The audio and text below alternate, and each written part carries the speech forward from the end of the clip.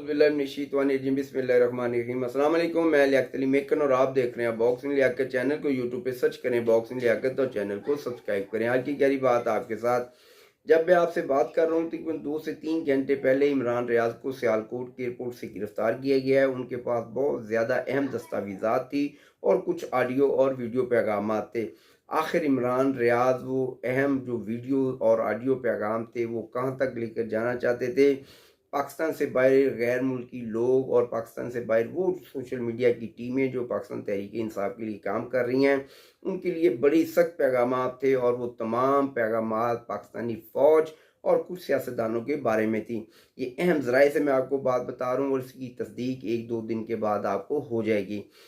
और इसके साथ साथ कि इमरान खान आखिर इतना सख्त बयानिया जो उन्होंने फ़ौज के ख़िलाफ़ बनाया है, इसके पीछे मकसद क्या है? क्या उनका अपना मकसद है? क्या उनकी ज़िंदगी को लेके ऐसे थ्रेट थे जिनकी वजह से उन्होंने फ़ौज को अपना निशाना बनाया और वो फ़ौज के ज़रिए आखिरकार हासिल करना क्या चाहते थे?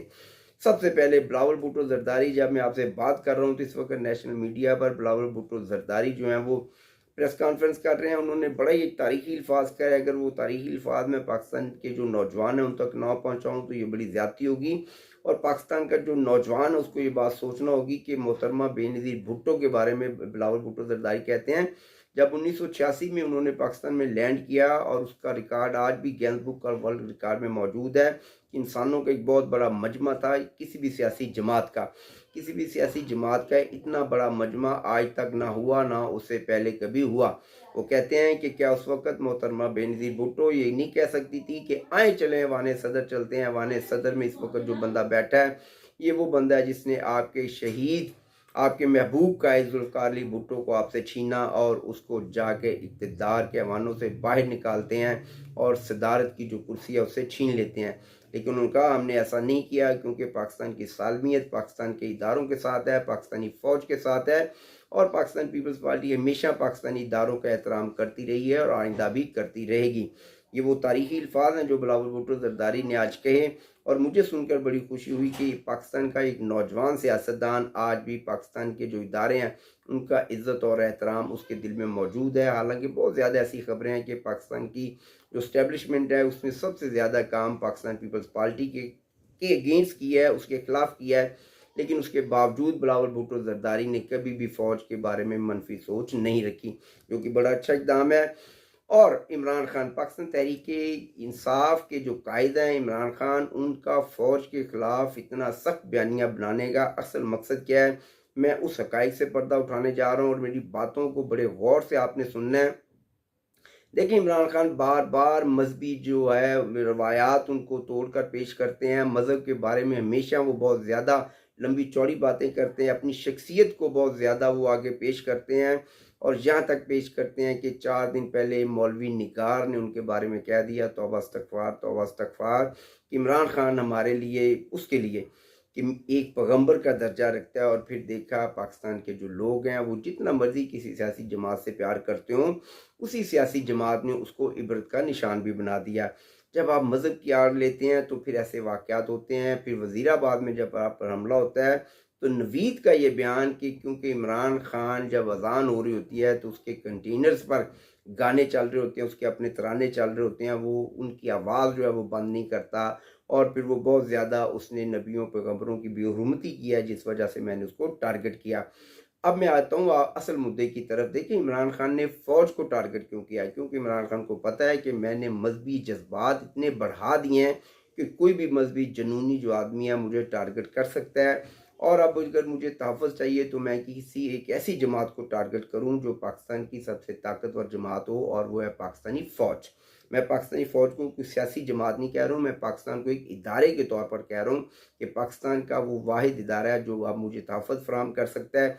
और क्योंकि वो मेरे साथ एंगेज नहीं है तो उनको मैंने एंगेज किस तरह करना है, तो इमरान खान ने पाकिस्तानी इदारों पर बहुत ज़्यादा तनकीद की, इतनी तनकीद की कि उन्होंने सारी हदें क्रॉस कर दी, लेकिन पाकिस्तानी इदारों ने उसको एंगेज नहीं किया।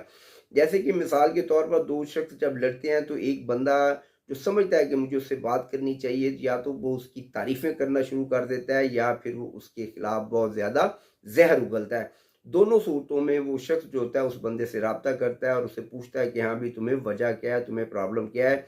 लेकिन पाकिस्तान की जो फ़ौज है, पाकिस्तान के जो इदारे हैं, उन्होंने बिल्कुल भी इमरान खान से बात नहीं की और इसी टेंशन में, इसी फ्रस्ट्रेशन में इमरान खान ज़रूर से ज़्यादा बोलते गए और आज वो तमाम वो हदें क्रॉस कर गए हैं सिर्फ इस वजह से कि पाकिस्तानी फ़ौज मुझे तहफ़्फ़ुज़ फ़राहम करे।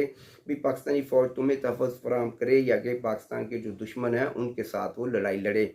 और बड़ी अफ़सोस के साथ मुझे ये कहना पड़ रहा है कि कल जलती पर आग लगाया डॉक्टर यास्मीन राशिद, मियां महमूद रशीद और एजाज चौधरी जैसे लोगों ने, जब कोर कमांडर लाहौर के घर पर हमला किया गया, जीएच के ऊपर हमला किया गया। और इस बात को लेकर बिलावल भुट्टो जरदारी ने एक और बात की कि क्या दुनिया में कहीं ऐसी मिसाल मिलती है। बहुत बहुत ज़्यादा सियासी जमातें एहतजाज करती हैं। नेल्सन मंडेला 27 साल उन्होंने जेल में गुजारा, लेकिन पाकिस्तान उनके जो अपना जो हेड क्वार्टर था, फ़ौज का हेड क्वार्टर था, वहाँ पर कभी भी हमला नहीं हुआ। अमेरिका के हेड क्वार्टर पर कभी भी हमला नहीं हुआ। डोनाल्ड ट्रंप ने कितना बड़ा एहतजाज किया। दुनिया में बहुत ज़्यादा सियासी जमातें जो हैं वो एहतजाज करती हैं, लेकिन अपने कभी भी हेड क्वार्टर, जो फ़ौज के हेड क्वार्टर होते हैं, वहाँ पर हमले नहीं करते। ये एक अजीबो-गरीब दुनिया की सियासी जमात है जिसका नाम पाकिस्तान तहरीक-ए-इंसाफ है, बदकिस्मती से। और वो पाकिस्तानी फ़ौज को टारगेट कर रही है, पाकिस्तान का जो जवान है उसको टारगेट कर रही है और सोशल मीडिया पर ऐसे ऐसे मैसेजेस चला रहे हैं कि आप अपने जो अफसरान हैं उनके आर्डर्स ना माने, आप पाकिस्तान के जो लोग हैं उनका साथ दें। भाई वो पाकिस्तानी लोगों के लिए कुर्बानियाँ देते हैं, वो पाकिस्तानी लोगों के लिए सारी सारी रात जागते हैं, आप उनको क्या सबक देंगे।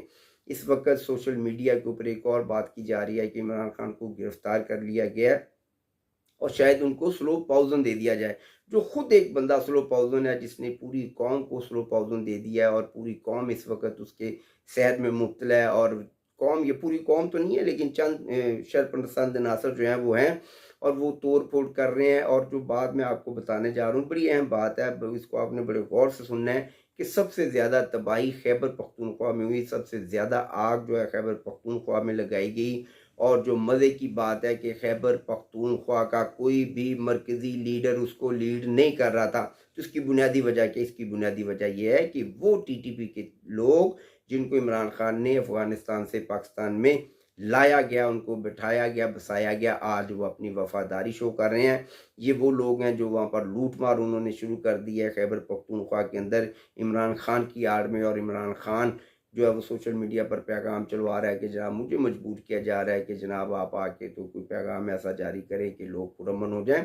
इनको पुरअमन होना होगा, इनको पुरअमन करने वाले पुरअमन कर लेंगे।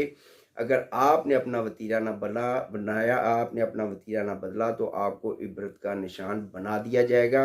और ये हुकूमत वक्त और इस वक्त मुल्क की ज़रूरत है कि अगर आपकी ज़ुबान को लगाम ना डाली गई तो आप इस मुल्क को तोड़ना चाहते हैं। आप तो कह चुके हैं कि पाकिस्तान के 3 टुकड़े हो सकते हैं, मुझे गिरफ्तार किया गया। और उसमें जो सबसे अहम चीज़ है वो खैबर पख्तूनख्वा को आप अलहदा करना चाहते हैं। सी पैक के ऊपर आप काम कर रहे हैं, क्योंकि सी पैक के लिए आपको प्रमोट किया गया अमेरिका और इसराइल की तरफ से। इस वक्त पूरी दुनिया में अगर सबसे ज़्यादा जश्न मनाया जा रहा है तो वो भारत के अंदर मनाया जा रहा है, क्योंकि भारत ये समझता है कि पाकिस्तानी फ़ौज शायद कमज़ोर हो रही है इमरान खान के आगे। तो अब इस्तकबार बिल्कुल भी ऐसा कभी नहीं होगा। पाकिस्तानी फ़ौज दुनिया की नंबर 1 फ़ौज थी, नंबर 1 फ़ौज है और उसको तोड़ने की किसी में भी सलाहियत नहीं है। और बिलखुसूस इमरान खान को अपनी जान के लाले पले हुए हैं, मजहबी जमातें उसके पीछे हैं। वो सिर्फ फ़ौज को ये चाहता था कि फ़ौज मेरे साथ इंगेज हो जाए और फ़ौज जो है मुझे तहफ़्फ़ुज़ फ़राहम करे, लेकिन फ़ौज ने इस बात से इनकार किया तो इमरान खान की जो नफ़रत थी वो दिन ब दिन बढ़ती गई। मैं फिर कहता हूँ ये खुद एक बहुत बड़ा स्लो पॉइज़न है, जिसने नौजवानों को एक ऐसे इंजेक्शन दे दिए हैं स्लो पॉइज़न के कि वो इतने इसकी मोहब्बत में गिरफ्तार हैं कि उनको इमरान खान के अलावा कुछ भी नज़र नहीं आ रहा। हम लोग जब बाहर निकलते हैं तो हमें बहुत ज़्यादा गाली गलौज की जाती है, हम पर बहुत ज़्यादा तनकीद की जाती है, हमें कहा जाता है कि सीधे रास्ते अपनाएं। हम बिल्कुल सीधे रास्ते पे हैं, अपनी फ़ौज के साथ खड़े हैं, पाकिस्तान की उन सियासी जमातों के साथ खड़े हैं जो पाकिस्तान के वक़ार और पाकिस्तान के एक बेहतरीन मुल्क बनाना चाहते हैं। और आप जैसी जो सियासी जमातें हैं, हम कभी भी आपकी पैरोकारी नहीं कर सकते। चंद साल ऐसे थे, हमारे गुनाह के साल, जब हम भी आपके साथ खड़े थे। मेरी बात समझ आए तो मेरी बात को शेयर करें। पाकिस्तानी इदारे हमेशा कायम रहेंगे। मेरी पाकिस्तानी फ़ौज दुनिया की नंबर 1 फ़ौज थी और वो आज भी नंबर 1 है और हमेशा रहेगी नंबर 1। दुनिया में अगर किसी ने दहशत गर्दों को शिकतफाश किया है तो वो सिर्फ पाकिस्तानी फ़ौज है, और इसी बात का रंज है उन तमाम दहशत गर्दों को और उनके आला कारों को, जिनमें इमरान खान भी शामिल हैं। पाकिस्तान जिंदाबाद, मेरे इदारे पाइंदाबाद। अस्सलाम वालेकुम।